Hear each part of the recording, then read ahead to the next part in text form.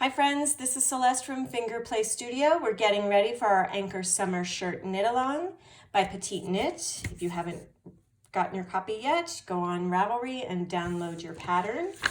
Really quick, I wanted to show you that we did get in the Modern Cotton DK. This is a hefty little skein. It's got 335 yards on it, and it's mixed with 60% Pima cotton and 40% rayon. It has a slight sheen to it, but nothing too shiny, and it really feels nice and soft. So that is another great yarn for this project.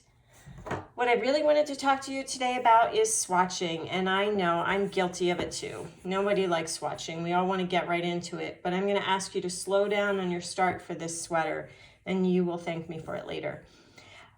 We're going to talk about swatching in the round. And so here I've got my swatch started.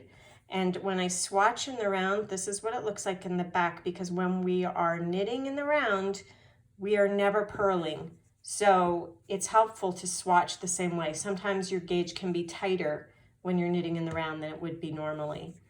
For this swatch, I cast on 26 stitches.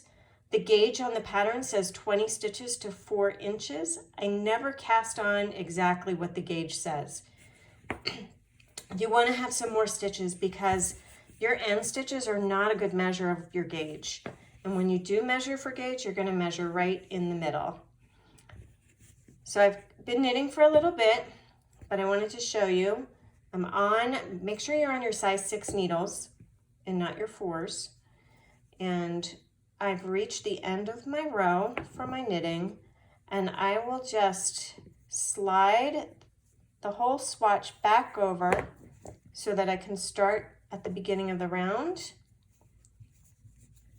And I take my working yarn and I put my fingers behind it so I don't pull it too tightly to bring it over.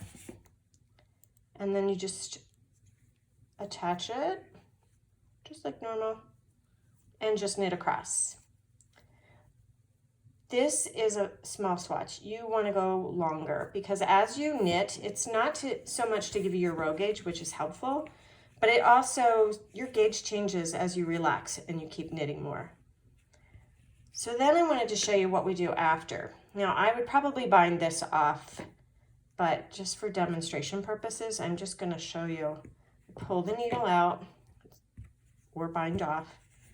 I turn it around, and then I'm going to cut these strands, I'm going to cut them off with my tiny little scissors.